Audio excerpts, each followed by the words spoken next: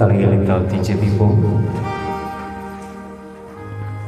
எங்கள் இதுவரை எங்களை ஆசீர்வதித்த தெய்வமே, மறுபடியுமாக இந்த ஓய்வு நாளில் உங்களுடைய முகத்தை நாங்கள் தரிசிப்பதற்கு, உங்களுடைய அன்பை மறுபடியுமாக நாங்கள் ருசிப்பதற்கு நீங்கள் தந்த இந்த ஐக்கியத்துக்கு நாங்கள் நன்றி செலுத்துகிறோம். கர்த்தாவே, உங்களை நாங்கள் தரிசிக்கணும். உங்கள் வார்த்தை மூலியமாக உங்களை தரிசிக்க நாங்கள் பலப்பட, எங்கள் குடும்பங்கள், எங்களுடைய உள்ளங்கள் பலப்பட நீங்கள் உங்கள் வார்த்தை மூலியமாக எங்களை ஆசீர்வதிங்க. கர்த்தாவே, பெரிய காரியங்கள் செய்யுங்க.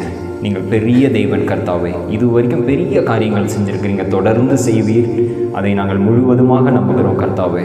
உங்கள் வார்த்தை எங்களுக்கு எவ்வளவாய் விடுதலை கொடுத்திருக்கு கர்த்தாவே. 1000 கோடி கோடி நன்றிகள், சாட்சிகள் உண்டு கர்த்தாவே. முழுவதும் நாங்கள் நன்றி உள்ள இருதயத்தோடு இந்த நேரத்தில் உட்காந்து பயபக்தியோடு உங்களுடைய வார்த்தையை நாங்கள் கேட்க போகிறோம். எங்கள் மத்தியில் நீங்கள் பேச போகிற மகா தயவுக்கு நாங்கள் நன்றி செலுத்துகிறோம் கர்த்தாவே. இயேசுவின் நாமத்தில் ஜெபித்து ஜெயம் எடுக்கிறோம். ஆமென். தேவனே என் தேவா, உம்மை நோக்கினே, தண்ணீரெல்லாம் நீலம் போல தாகமாயிருக்கிறேன்.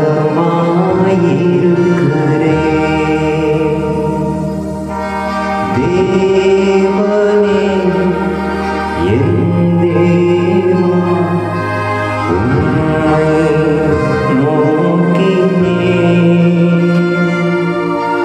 தண்ணீரெல்லாம் நீலம் போல தாகமாயிருக்கிறேன்.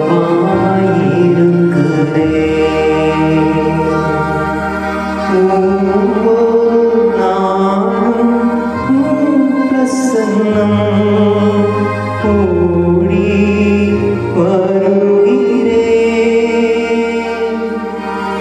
ஒவ்வொரு நாளும் உம் பிரசன்னம் ஓடி வருகிறேன். உம் வல்லமை மகிமை கண்டு உலகை மறக்கிறேன்.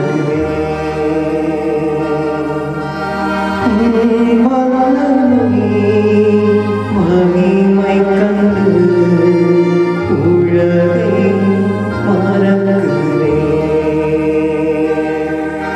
தேவனே என் தேவா, உம்மை நோக்கினே,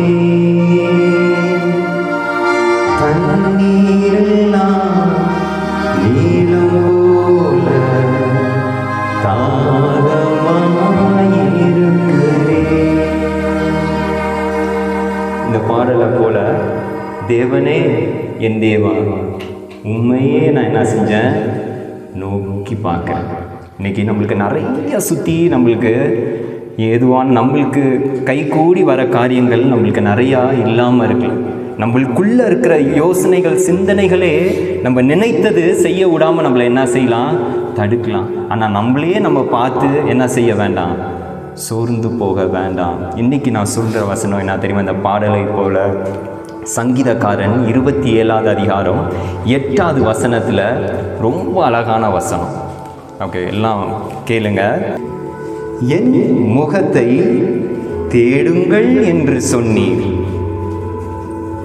உம்முடைய முகத்தே தேடுவேன் கர்த்தாவே என்று என் இருதயம் உம்மிடத்தில் சொல்லிற்று. என் முகத்தை தேடுங்கள் யார் சொன்னா? தேவன் சொல்றார். அதுக்கு சங்கீதக்காரன் என்ன தெரியுமா, தாவீது அழகா சொல்றான். இது ஒரு விசுவாசத்துக்குரிய ஒரு சங்கீதம். அவனை சுற்றி நிறைய போராட்டங்கள் இருக்கு, நிறைய கஷ்டங்கள் இருக்கு.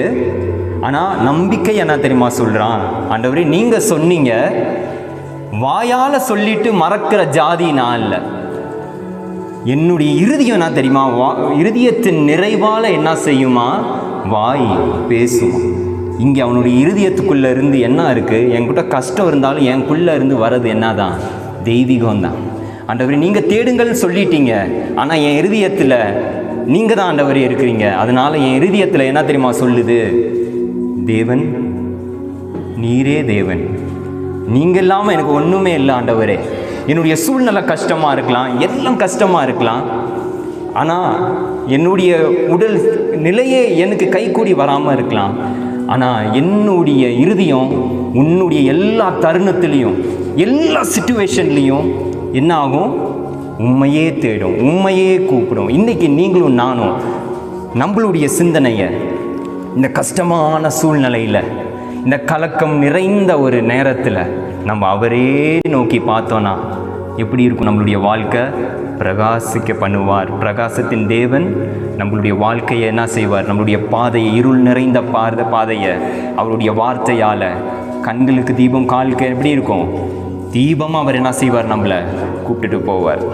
இன்றைக்கி நம்ம தொடர்ச்சியாக தான் நம்ம பார்க்க போகிறோம். யாத்ராகமம் 33வது அதிகாரம் 12வது வசனம், 33:12 எடுத்து வச்சுக்கோங்க. இது வரைக்கும் நம்ம பார்த்தோம் மோசே எவ்வளோ அழகாக அந்த மக்களை என்ன செய்கிறான், வழி நடத்தி கொண்டு வந்து இருக்கிறான். அவங்க தப்பு பண்ணாங்க, அவங்களுக்கு இடையில், கடவுளுக்கும் இந்த பாவத்துக்கும் இடையில், ஆண்டவர் இவங்களை நீங்கள் என்ன செஞ்சிடாதீங்க, அழித்து போட்டுறாதீங்க. ஒருவேளை நீங்கள் அப்படி உங்கள் மனசில் இருந்துச்சுன்னா, கடவுளுடைய மனசில் எப்படி இருந்துச்சு, மோசே மூலியமாக நான் என்ன செஞ்சிருவேன், இவங்களாம் எனக்கு தேவையில்லை அப்படின்னு நினைச்சார். ஆண்டவரே நீங்கள் என்னுடைய பேர் என்ன செஞ்சு போட்டுருங்க, கிறுக்கி போட்டுருங்க அப்படின்னு சொல்லி அந்த கடவுள் எழுதி கொடுத்தாருல, அந்த உடன்படிக்கை, அந்த நிச்சயதார்த்தம் பலகை, அதை என்ன செய்கிறான், ஐயோ இதை நான் போய் அவங்க கையில் கொடுத்துட்டா அவங்க அதை ரிசீவ் பண்ணிட்டா என்ன ஆகும், எல்லாமே செத்துருவாங்க. அதை போட்டு என்ன செய்கிறான் மோசே, உடைத்ததை நம்ம பார்க்குறோம்.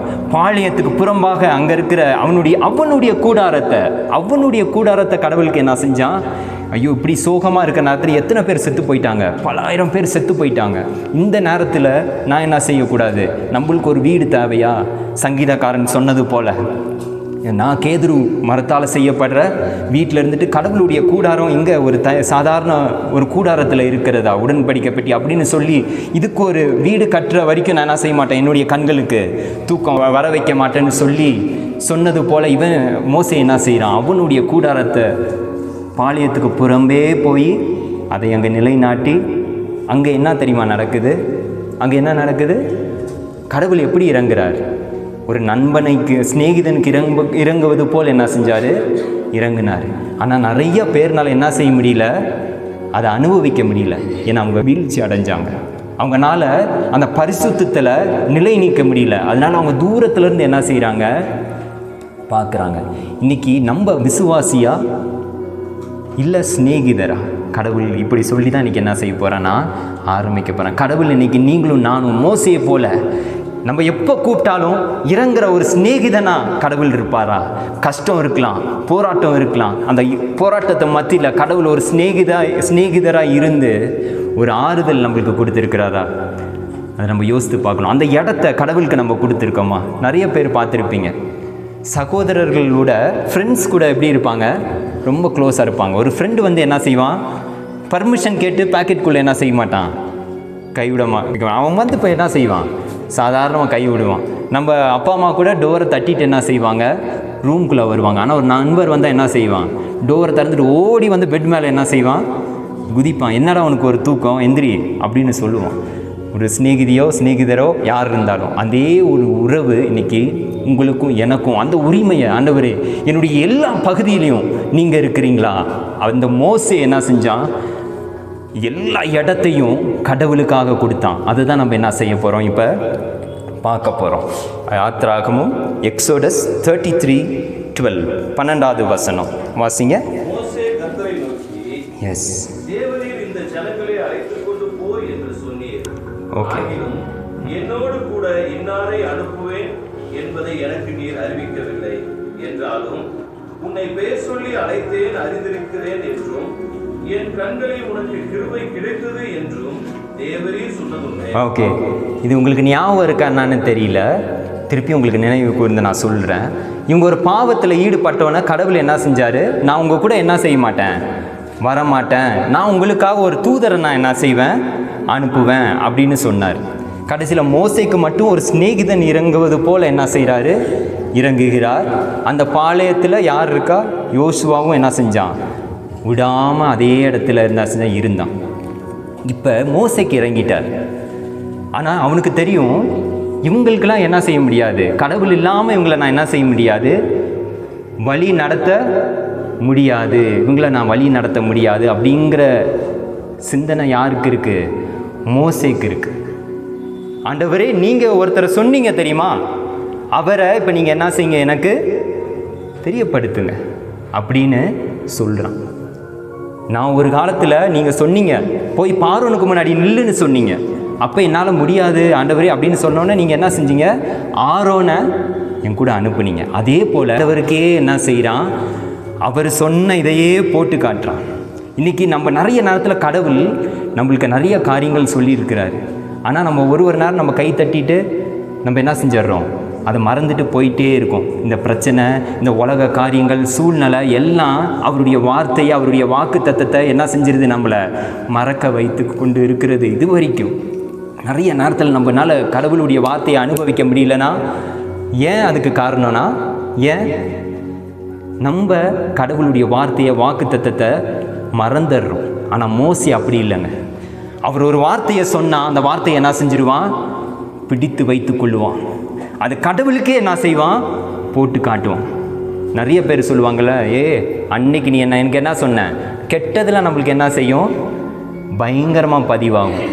அந்த பொம்பளை என்னை பார்த்து என்ன செஞ்சிச்சு, அந்த ஒரு வார்த்தை கேட்டுச்சு அப்படின்னு நம்ம நினைக்கிறோம். ஆனால் நிறைய நேரத்தில் அனுதினமும் நம்ம வார்த்தையை பைபிளை திறக்கும் போதெல்லாம் கடவுள் நம்மக்கிட்ட பேசுகிறாரே, ஒரு வார்த்தை மூலியமாக பேசுகிறாரே, அதனால் நம்ம என்ன செய்கிறதில்ல, நினைவுக்குள்ளே வைக்கிறது கிடையாது. இந்த இடத்துல ஆண்டவரே நீங்கள் எனக்கு என்ன சொன்னீங்க, உங்கள் கண்ணில் கிருபை கிடச்சிருச்சு, ஓகேவா, உன்னை பேர் சொல்லி அழைச்சிருக்கேன் நீங்கள் சொன்னீங்க, ஞாபகம் இருக்கா, நீங்கள் ஒருத்தர் அனுப்புவேன்னு சொன்னீங்களே, அது யாருன்னு இப்போ என்ன செய்யுங்க, எனக்கு சொல்லுங்கள். தொடர்ந்து வாசிங்க. எஸ்,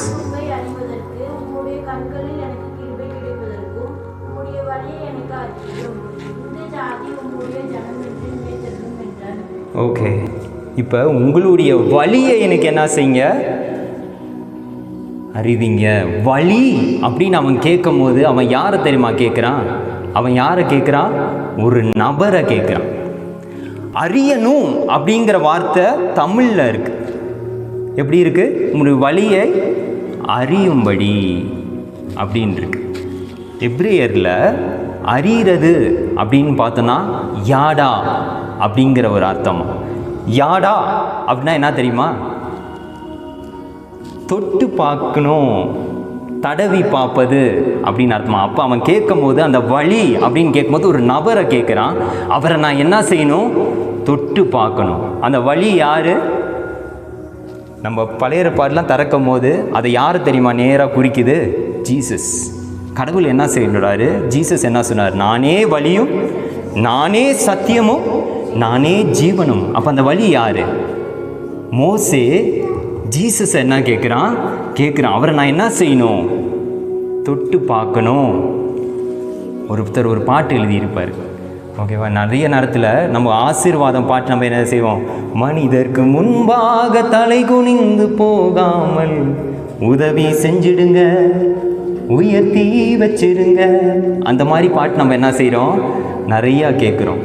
ஆனால் இன்னொரு பாட்டு இருக்குது தெரியுமா, உங்களுக்கு சொல்லிட்டா, இது கேட்டிருக்கீங்களா, தொட்டு பார்க்க ஆசையே, உம்மை தொட்டு பார்க்க ஆசையே. அவருக்கு என்ன ஆசை, சில பேருக்கு நான் ஆசீர்வதிக்கப்படணும்னு ஆசை. சில பேருக்கு என்ன தெரியுமா, என் சூழ்நிலை எப்படி இருந்தாலும் என்னுடைய பாடு பெரும் பாடு. அந்த ஸ்திரீ உடைய வாழ்க்கை மாறிச்சு. எப்படி தெரியுமா, அவள் கடவுளை என்ன செஞ்சா, தொட்டு பார்த்தா. அங்கே நிறைய பேர் இருந்தாங்க, அந்த கூட்டத்துக்குள்ளே அவளுக்கு வரவே கஷ்டமாக இருந்துச்சு. ஆனால் அங்கே நிறைய பேர் என்ன செஞ்சுருக்கலாம், அவர் நினைத்தா தொட்டு பார்த்துருக்கலாம். ஆனால் இந்த இடத்துல எப்படியோ போய் என்ன செய்கிறா, அப்படியே தொட்டுடுறான். தொட்ட உடனே அவளுடைய வாழ்க்கை என்ன மாறுது, மாறிடுச்சு. அதுக்கப்புறம் எத்தனையோ அவளுடைய சொத்தையே அழித்தவள், அவளுடைய ட்ரீட்மெண்ட்க்கு காசு செலவழித்தானோ அவள் தொட்டு பார்க்கணுன்னு நினச்சா அவளுடைய வாழ்க்கை என்ன செஞ்சிருச்சு, மாறிடுச்சு. இன்னைக்கு நீங்களும் நான் ஆண்டவரே உங்களை தொட்டு பார்க்க, உம்மை உணர, உம்மை அறிய, இன்னும் உம்மை அறியணுமே, இன்னும் உம்மை அறியணுமே, இன்னும் கிட்டி சேரணுமே. இன்னைக்கு நம்மளுடைய ஆசை ஜபம் என்ன தெரியுமா இருக்கணும், ஆண்டவரே உங்களை நான் என்ன செய்யணும், தொட்டு பார்க்கணும். சின்ன பிள்ளையாக இருக்கிற நீங்கள் இல்லை பெரியவங்களாக இருக்கீங்க நிறையா, யாருனாலும் சரி, ஆண்டவரே நின்னை விட ஜபத்தை மாற்றிடுங்க. ஆண்டவரே இன்னைக்கு நான் என்ன செய்யணும், உங்களை அதிகமாக அறிகிற அறிவை எனக்கு என்ன செய்யுங்க, கொடுங்க. இந்த சூழ்நிலையில், இந்த கஷ்டத்தில் உங்களை நான் என்ன செய்யணும், அறியணும். உங்களை தொட்டு நான் என்ன செய்யணும், பார்க்கணும். அந்த ஒரு உணர்வை இன்றைக்கி என்ன செய்யும், ஒரு நேரமும் நான் பைபிளை திறக்கும் போது உங்களை நான் அறியணும், உங்களை நான் தொட்டு பார்க்கணும். அந்த உணர்வை இன்றைக்கி எனக்கு நீங்கள் தாங்க அப்படின்னு சொல்லுங்கள். நம்மளுடைய வாழ்க்கை ஆசீர்வதிக்கப்பட்ட வாழ்க்கையாக இருக்கும். மோசேக்கு இருந்தது, அதே போல் என்ன செய்யும், நம்மளுடைய வாழ்க்கையும் இருக்கும். தொடர்ந்து வாசிங்க. அதற்கு அவர், எஸ், என் சமூகம் உனக்கு முன்பாக செல்லும், நான் உனக்கு இளைப்பாறுதல் தருவேன் என்றார். ஓகே, உனக்கு நான் இளைப்பாறுதல் தருவேன். வருத்தப்பட்டு பாரம் சுமக்கிறவர்களே எல்லாரும் என்னிடத்தில் வாருங்க, நான் உங்களுக்கு இளைப்பாறுதல் தருவேன். இதுக்கு முன்னாடி அப்படியே போய்க்கலாம். இங்கே என்ன சொல்கிறாரு, என்னுடைய சமூகம் முன்பதாக செல்லும். நம்மளுடைய தமிழ் வேதாகமத்தில் சமூகம்னு இருக்கு. ஒரிஜினல் ஹீப்ரூவில் என்ன தெரியுமா, அது சமூகத்துக்கு பனிங்கிற ஒரு வார்த்தை. பனின்னா என்னன்னு அர்த்தம்னா அவருடைய ஒரு முகத்தை நான் என்ன செய்வேன், முகம் அப்படின்னு இருக்கு. அந்த முகத்தை இன்னும் நம்ம டீப்பராக போனால் அது என்னன்னா, என்னுடைய மகனை நான் என்ன செய்வேன், உனக்கு முன்பதாக நான் என்ன செய்வேன், அனுப்புவேன். என் மகனே உன்னோட என்ன செய்வான், வருவான். எப்படி பார்த்தீங்களா, போராடி ஜீசஸ் கிரைஸ்டை அவன் பெற்றுக்கொண்டான்னு பார்த்தீங்களா மோசே. இன்னைக்கு நீங்களும் நானும் நம்ம கேட்கும், ஆண்டவர் உங்களை அறியணும் அப்படின்னு சொல்லி அவர்கிட்ட கேட்கும்போது அவர் கொடுத்த கிஃப்ட் என்னது, அவர் மகனை கேட்குறாங்க. நீங்கள் ஒருத்தரை சொன்னீங்களே, அவர்கிட்டே நினைவு கூர்ந்து அவரே என்ன செய்கிறான், அதை பெற்றுக்கொண்டான். இன்னைக்கு நீங்களும் நானும் எப்படி செய்யணும், அந்த மாதிரி கெஞ்சி, ஆண்டவரே இன்னைக்கு முன்பதாக உங்களுடைய முகம், உங்களுடைய மகன், ஒரே பேரான குமாரன் எங்களுக்காக சிலுவையில் மரித்து உயிர் தெழுந்த, எங்களுக்கு ரட்சிப்பை தந்த தேவன் எங்கள் முன்பதாக எல்லா நாட்களையும் என்ன செய்யணும், செல்லணும் அப்படின்னு நீங்களும் நானும் மோசே மூலியமாக நம்ம கற்றுக்கிறது என்னது, இதுதான். தொடர்ச்சியாக வாசிங்க.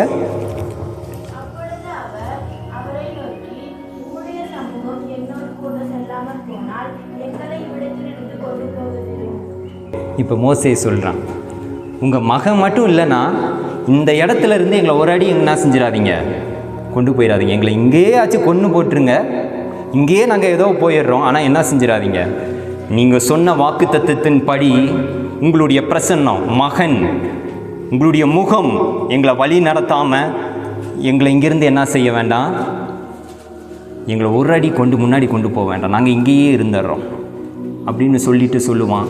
இவ்வளோ தூரம் ஆண்டவரே நாங்கள் அறியப்படுறது எப்படி, உங்களுடைய பிள்ளையா, நாங்கள் ஏன் ஸ்பெஷல், அதான் சொல்கிறேன் அவன். நாங்கள் ஏன் ஸ்பெஷல், நீங்கள் எங்களுக்குள்ளே இருக்கிறனால தான் கடவுள் எங்களை இவ்வளோ தூரம் வழி நடத்திட்டு வந்திருக்கிறாரு. இதுக்கு மேலே வழி நடத்துகிற பாடுறா ஆச்சரியமாக பார்க்குறதுக்கு நீங்கள் இல்லைன்னா வேஸ்ட். ஓகேவா?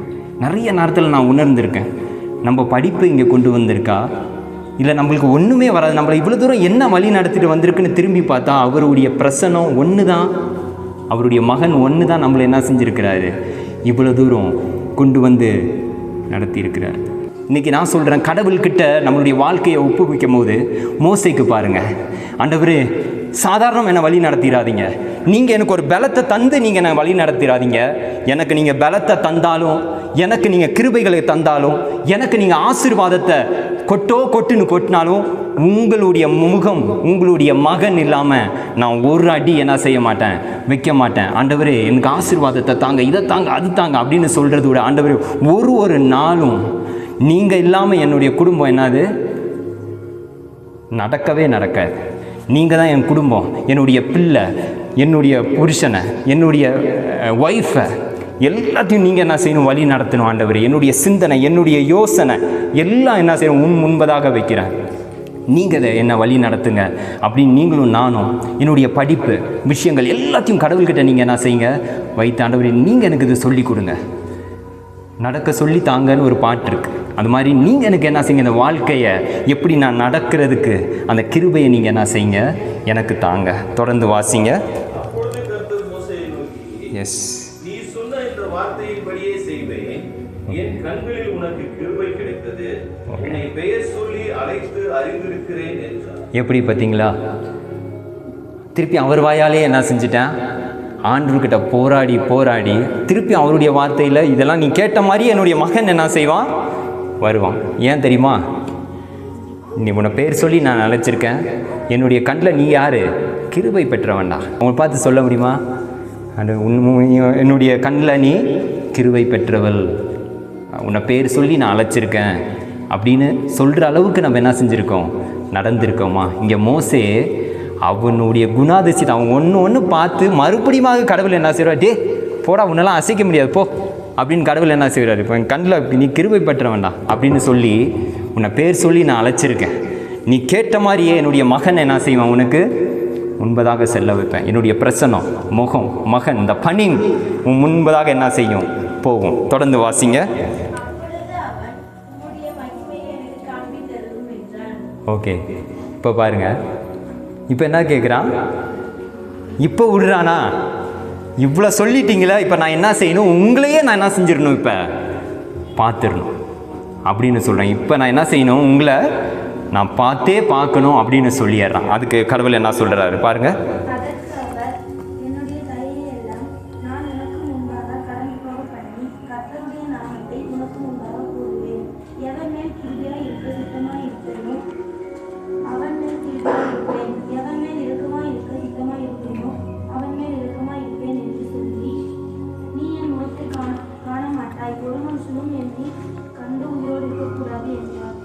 ஓகே, வாசிங்க. அடுத்து 21வது வசனம்.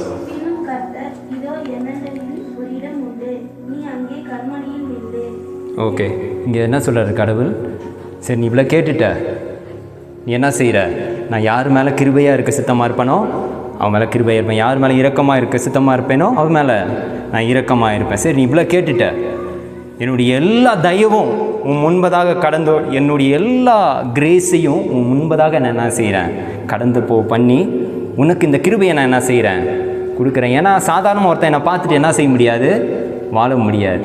ஏன்னா மனுஷன் பாவம் நிறைந்த மனுஷன், அந்த பரிசுத்தத்தை பார்த்துட்டு ஒரு செகண்ட் கூட என்ன செய்ய முடியாது, வாழ முடியாது. ஆனால் உன்னுடைய எல்லா தயவையும் இன்றைக்கி கடவுள் அவருடைய எல்லா தயவையும் ஒரே மனுஷன் மேலே வச்சு, அவருடைய குமாரன் மேலே வச்சு அனுப்பி நம்மளை வச்சனால தான் நம்ம என்ன செஞ்சிட்ருக்கோம், இன்றைக்கி வாழ்ந்துட்டுருக்கோம். அவருடைய எல்லா தயவையும் எடுத்து அவர் ஒரே பேரான குமாரன் நம்மளுக்கு என்ன செஞ்சார், அனுப்பினார். பின்னும் கர்த்தர், இதோ என் அண்டையில் ஒரு இடம் உண்டு, என் அண்டையில் ஒரு இடம் உண்டு.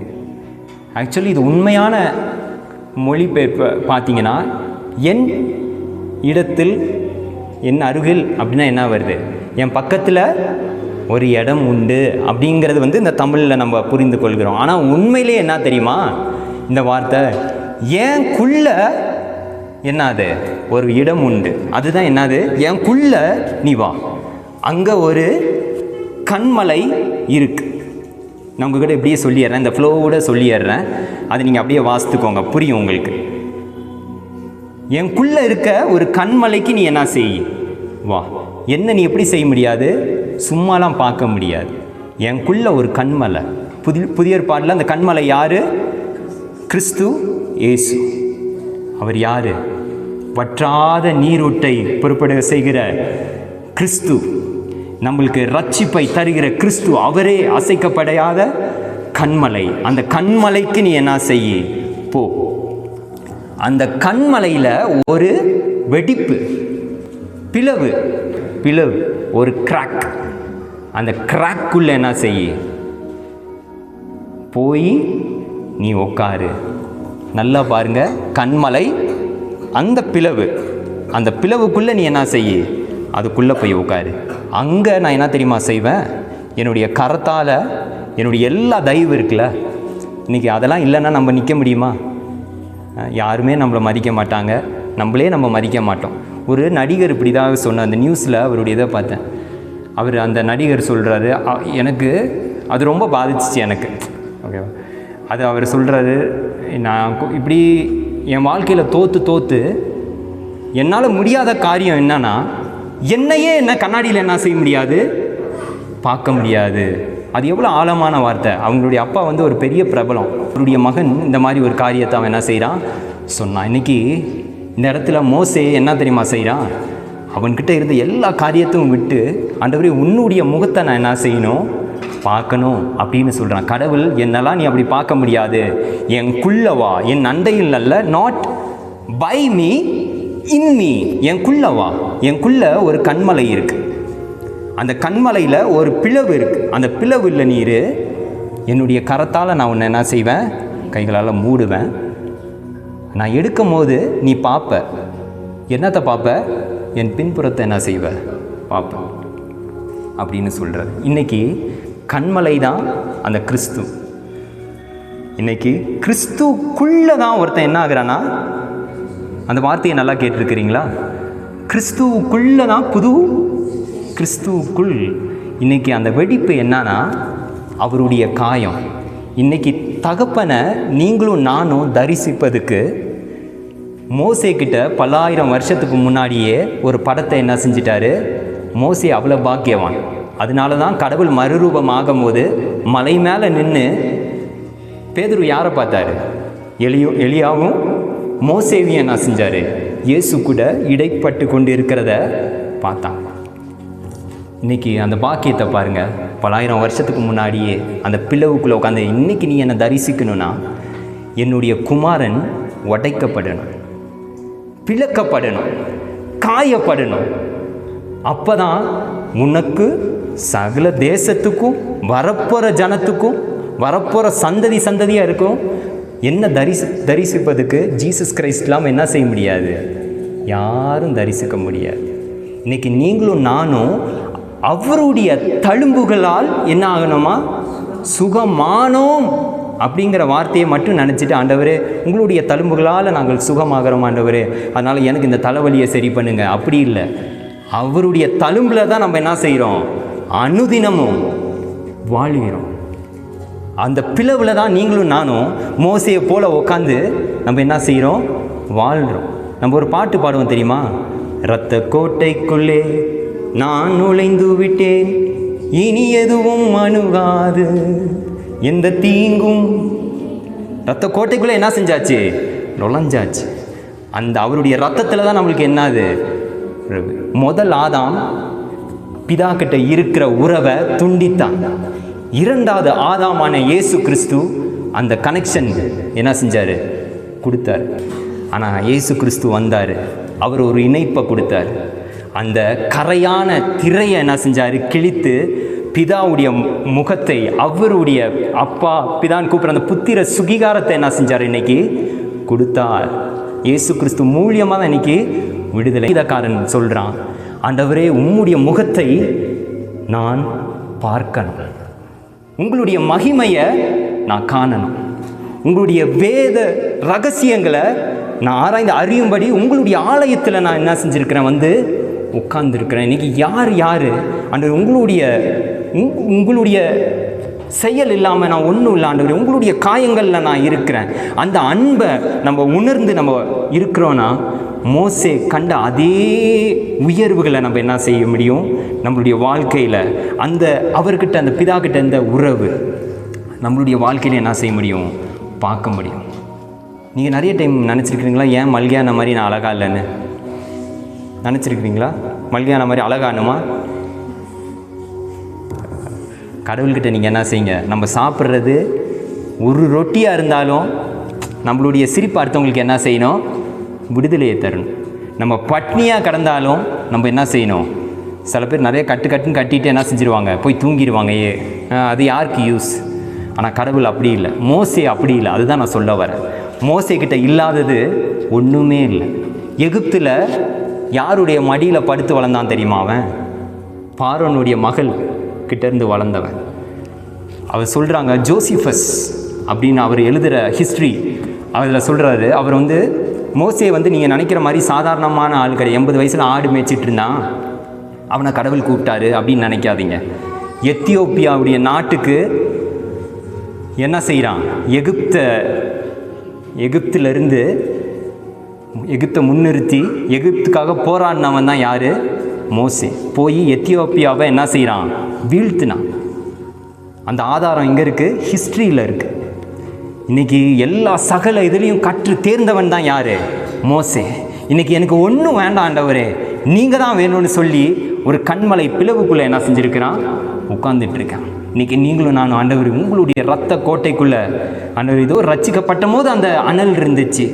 ஆனால் இப்போல்லாம் என்ன இல்லை, அந்த ஒன்றும் குளிரும் இல்லை அனலும் இல்லை, அப்படி இடையில ஏதோ ஒரு இடத்துல இருக்கிற ஆண்டவர் என்னை எடுத்து மறுபடியுமாக அந்த உணர்வை நீங்கள் என்ன செய்யுங்க, கொடுங்க. அந்த கண்மலை பிளவில் இருக்கிற அந்த உணர்வை இன்னைக்கு நீங்கள் எனக்கு தாங்க அப்படின்னு நீங்கள் சொல்லுங்கள். ஆனால் நீங்கள் சொல்லுங்கள், நான் சின்ன பிள்ளை தான், ஆனால் இந்த சின்ன வயசுலேயே என்ன செய்யுங்க, பிளவில் என்ன செய்யுங்க, கண்மலை பிளவுக்குள்ளே நீங்கள் எனக்கு வச்ச அந்த அனுபவத்தை நீங்கள் எனக்கு தாங்க. உங்களுடைய காயங்களில் தான் இன்றைக்கி எனக்கு நான் குணமாகிறேன். சரீர குணமும் அதில் தான், ஆவிக்குரிய குணமும் அவருடைய இதில் தான். ஓகேவா? பவுல் இப்படியாக சொல்லுவான், உம்மில் நான் ஒன்றாவதுக்கும் உம்மை நான் ஆதாயமாக்கி கொள்வதுக்கும் நான் கற்றுக்கிட்ட எல்லா காரியம் நான் என்ன நினைக்கிறேன், குப்பை அப்படின்னு நினைக்கிறேன். இன்றைக்கி நம்மளுக்கு நிறைய காரியங்கள் பெருசாக தெரியுது. ஏன் தெரியுமா? கடவுள் தவிர ஆசையெல்லாம் நீர்தானையா, அது இல்லை நம்மளுடைய வாழ்க்கையில். ஆசையும் அவர் இல்லை, தேவையும் அவர் இல்லை. அதனால நமக்கு நிறைய தேவை வருது. ஓகே, ஆசையும் அவர் இல்லை, தேவையும் அவர் இல்லாத போது எதை பார்த்தாலும் ஆசையாக வரும்.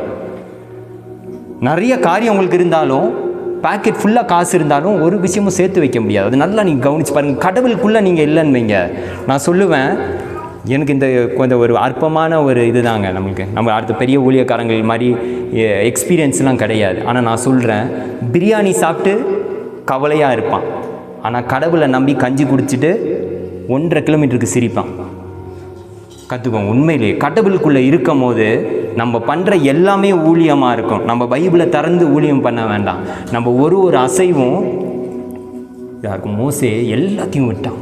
அவனுக்கு எல்லா காரியங்களும் இருந்துச்சு, ஆனால் எனக்கு ஒன்றும் வேண்டாண்டவர். எல்லாம் எனக்கு முன்னாடி குப்பையாக நான் நினைக்கிறேன். என்னுடைய விரல் கத்தி சுற்றி இருக்கலாம், என்னுடைய வாய் எகிப்தின் எல்லா சாஸ்திரங்களையும் எப்படி சொல்லியிருக்கலாம், பயங்கரமாக சொல்லியிருக்கலாம். ஆனால் ஆண்டவர் நீங்கள் இல்லாமல் ஒன்றும் இல்லை அப்படின்னு நினச்சிட்டு அடங்கி இருக்கான் பாருங்கள். அதே போல் நீங்களும் நானும் அவருடைய கரத்தில், அவருடைய காயங்களில் நம்ம அடங்கி இருந்தோன்னா உயர்த்தி கடவுள் என்ன செய்வார், வைப்பார். இது இன்னும் நிறைய இருக்குது. நான் இதை ஒரு சின்னது சொல்லி முடிச்சிடுறேன். இப்போ அடுத்து வர வசனங்களில் என்ன வருதுன்னா, கடவுள் மறுபடியுமாக அந்த கெத்துவா, உங்களுக்கு நான் சொன்ன கடவுள் எழுதி என்னத்தை கொடுத்தாரு, பலகைகளை கொடுத்தார். கல் பலகையில் அவர் கரத்தால் எழுதின கட்டளைகள் என்ன செஞ்சார், கொடுத்தார். அதை மோசே என்ன பண்ணார், உடைத்தார். எதுக்கு உடைத்தார்? கோவம் வந்து உடைச்சாரா? தப்பு பண்ணி அவர் உடைக்கல. அவர் ஒரு வேளை உடைக்கலைன்னா கடவுள் எல்லா மண்டையும் என்ன செஞ்சுருப்பார், உடைச்சிருப்பார். அதனால் இவர் என்ன செஞ்சார், அதை போட்டு உடைச்சி இவங்களை என்ன செஞ்சார், காப்பாற்றிட்டார். காப்பாற்றினால மறுபடியுமாக இப்போ கடவுள் என்ன தெரியுமா சொல்லுவார், மறுபடியுமாக நீ அந்த கண்மலைக்குள்ளே, அந்த பிளவுக்குள்ளே நீ என்ன செய், வா, உனக்கு மறுபடியுமாக அந்த கட்டளைகளை நான் என்ன செய்கிறேன், தருகிறேன். அப்போ யாரும் அந்த மலையில் என்ன செய்யக்கூடாது, இருக்கக்கூடாது. ஒரு ஆடு மாடு எதுவும், காடை கௌதாரி எதுவுமே மேயக்கூடாது. மனுஷன் எவனும் இருக்கக்கூடாது. நீ வா, நான் கூட இடைப்பட்டு நான் உனக்கு என்ன செய்கிறேன், கொடுக்குறேன் அப்படின்னு சொல்லிவிட்டு இப்போ ஒன்று சொல்லுவார். என்னன்னா, உன் கையால் செய்யப்பட்டது என்ன செய்ய. ஃபஸ்ட்டு யார் செஞ்சு கொடுத்தா, கடவுள் செஞ்சு கொடுத்தாரு. இப்போ கடவுள் என்ன தெரியுமா, ஆவிக்குரிய கண்ணோட்டத்தில் உன்னுடைய இருதயத்தை நீ என்ன செய்ய, கொண்டு வா. அந்த கற்பலகை என்னது, உன்னுடைய இருதயம், உங்களுடைய இருதயம். அதை நீ என்கிட்ட வா, அதில் நான் என்ன செய்கிறேன், இந்த கட்டளைகளை எழுதுகிறேன். உன் கையால் செஞ்ச அந்த கற்பலகைகளை நீ எடுத்துகிட்டு வா. அதே கட்டளைகளை நான் என்ன செய்கிறேன், கொடுக்குறேன்.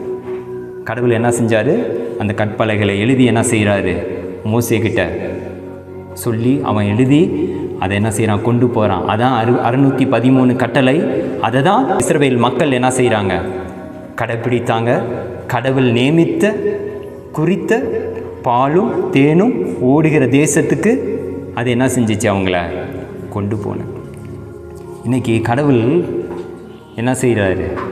பல ஆயிரம் வருஷம் கழித்து மறுபடியுமாக இந்த உலகத்துக்கு வந்தார். அவர் ஒரு பலகையை தேர்ந்தெடுத்தார். அது எந்த பலகை தெரியுமா? கிழக்கு மேற்கு வடக்கு தெற்கு எல்லாத்துக்கும் ஒரு பலகை. அது என்னது? சிலுவை. அவர் ரத்தத்து மூலியமாக என்ன செஞ்சார்? எழுதினார். நம்மளுடைய சாபங்களை என்ன செஞ்சார்? உடைத்தார். இன்றைக்கி அவருடைய பிளவில் தான் என்னென்ன செய்கிறோம்? நீங்களும் நானும் இருக்கிறோம். அதில் தான் விடுதலை, அதில் தான் சந்தோஷம், அதில் தான் சமாதானம். நிறைய நேரத்தில் நம்ம இன்றைக்கி நினைக்கிறோம், நம்ம அம்மா வீட்டில் இருந்தால் தான் சந்தோஷம், என் மனைவிக்கிட்ட இருந்தால் தான் சந்தோஷம், ஆட்டுக்குட்டிகிட்ட இருந்தால் தான் சந்தோஷம் அப்படின்னு நம்ம நினைக்கிறோம். அந்த ஆட்டுக்குட்டினால் பல தொல்லை வரும். உண்மையில் நிறைய பேர் குரங்கு வளர்த்தா நல்லதுன்னு நினைக்கிறோம்.